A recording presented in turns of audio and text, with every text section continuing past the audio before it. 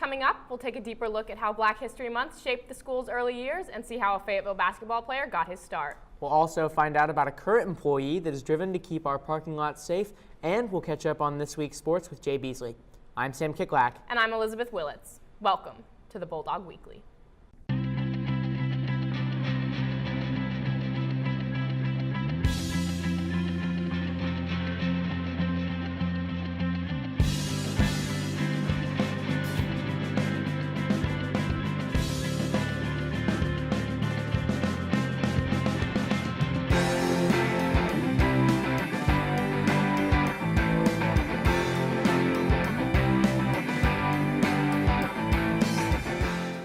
Welcome back to the Bulldog Weekly. Today is March 7th. Thank you for joining us.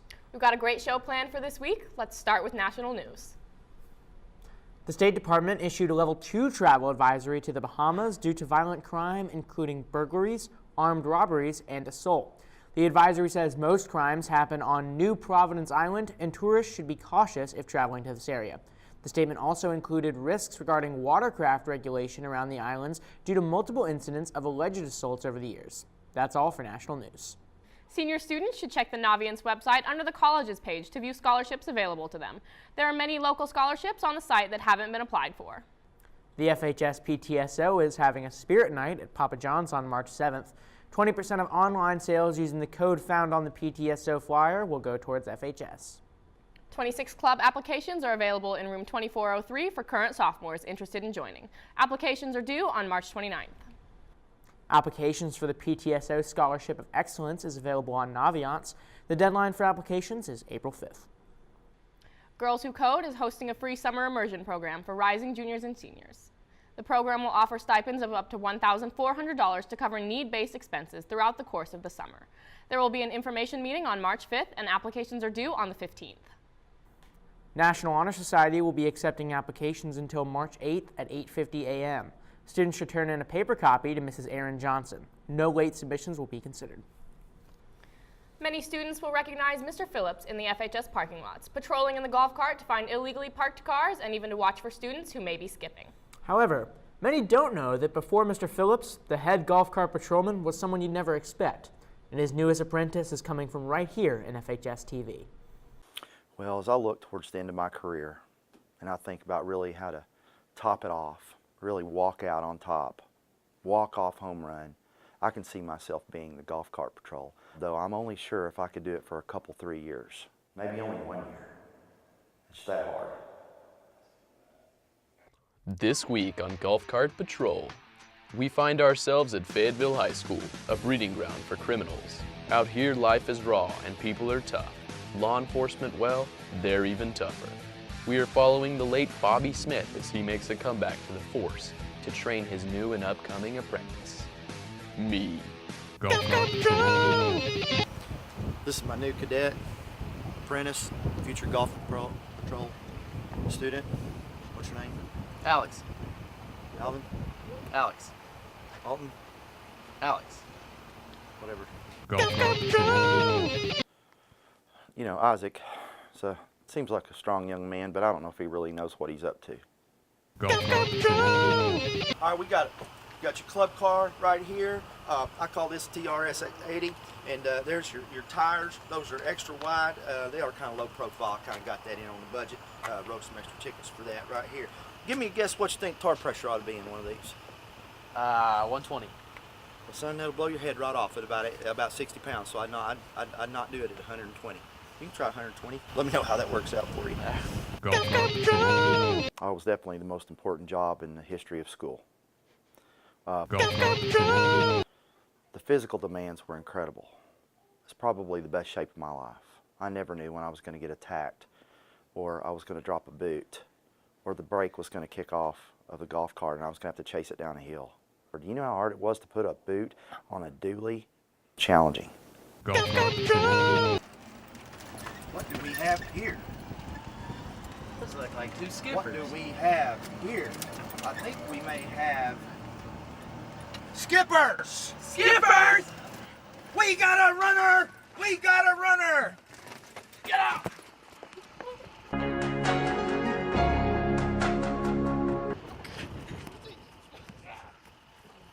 I got him! I got him! I got him!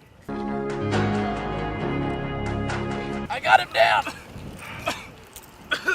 Son, I'm so proud. It's time. You're the new golf cart patrol. Really? I think my mouth's bleeding. Golf Cart Patrol! Thanks, Alex. Next week, representatives from the Northwest Arkansas Area Alumni Chapter of Delta Sigma Theta sorority will be on campus to visit African American seniors interested in applying for their scholarships. Every year, they award up to 5 scholarships of $1,500 to students living and attending college in Northwest Arkansas. If you're interested, visit the College and Career Room on March 5th to pick up an application. 11th grade boys who are interested in attending Boys State should see Mr. Newman in the Phase 2 third floor office. Boys State is a 5-day program that offers students a chance to learn and be immersed in the practices of state and local government. Any seniors awarded a scholarship should bring their award letters to the senior office by May 2nd to be included in the senior scholarship program. All letters will be returned to students by the end of the school year. FHS will be hosting an ASVAB test for any juniors and seniors interested at 8:30 on April 2nd in the lecture hall.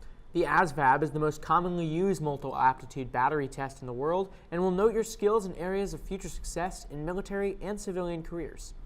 Many FHS students got a chance to attend the unification panel discussing integration in the school district. Sydney Pickle tells us more about the experiences African American students had in Fayetteville and how times have changed.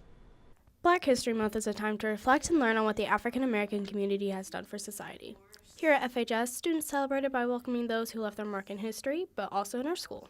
They didn't prepare us, they just told us, you go over here, you go over there. And, you know, they didn't have that many kids to put in every school to integrate it. So basically it was a little group here, a small group there, and a small group over there, you know. Good, we got along with a lot of people, you know. We didn't have that happening like down in Little Rock, you know, where they had to have the troops to come and everything. But, you know, they just like put us in all the schools, put us, you know, everywhere there was a school, so. We were actually divided up, say if there were 8 people in my class from the black school over there, then they took two, and put us in a homeroom so that we wouldn't feel isolated, I guess. So this was somewhere that was isolated from us. We didn't have to come here. We could just go to school here. The football boys were athletic inclined, so they were basketballers and that kind of thing. So the boys seemed to have friends, right? They seemed to have friends. And we would just come to the games at night just because they were there and we could cheer them on. If there was some kind of dance or something, we would always be with ourselves. Yeah. I guess they were trying to check me out and find out what kind of person I was and how did I feel about, you know, black and white relationships and so forth. Because I do remember that one question they asked me, you know, if my son fell in love with a white girl, how would I feel? And I said, no problem. If they were in love, that was the main thing.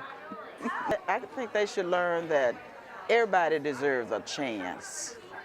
Treat everybody like you want to be treated. I believe in the golden rule. Do unto others as you would have them to do unto you. And I believe things will be a lot sweeter, a lot better for everybody. Students were able to learn lessons about accepting others and how to grow not only as a person, but as a community. Thanks, Sydney. After the break, we'll hear from Jay Beasley with the Bulldog Sports Report. We'll see you in 30.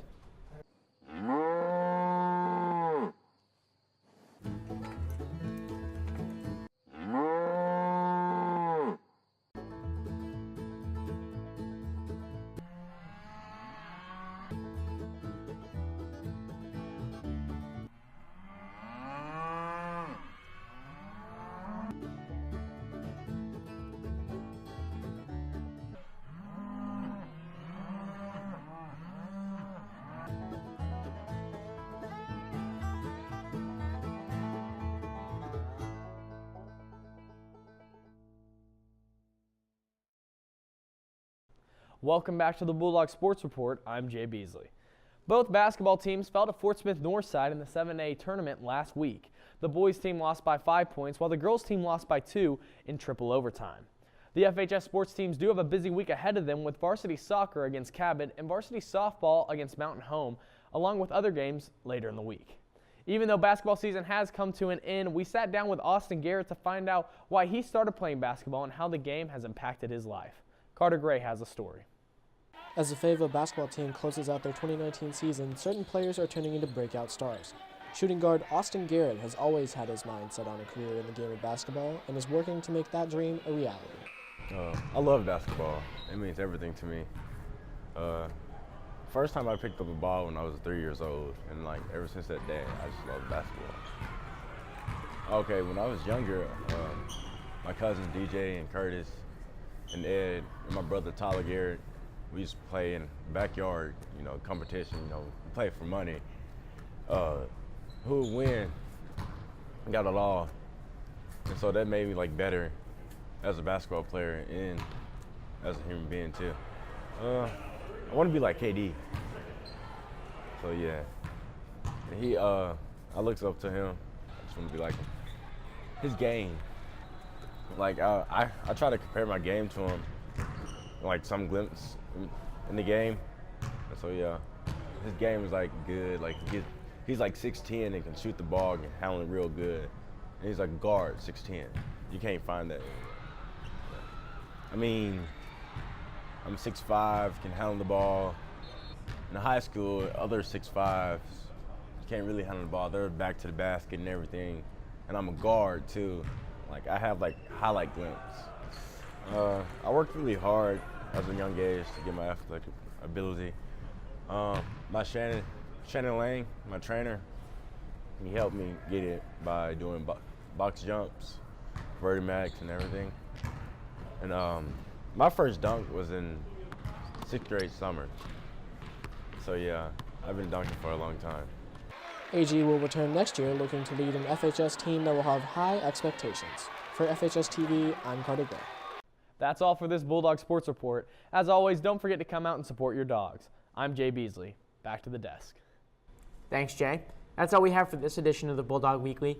Don't forget to subscribe to our YouTube channel at FHS TV-Fayetteville High for all new shows and live events. And follow us on our Instagram at FHS Bulldog TV to stay up to date with all the news around the school and in the community. I'm Elizabeth Willits. And I'm Sam Kicklack. We'll see you next time.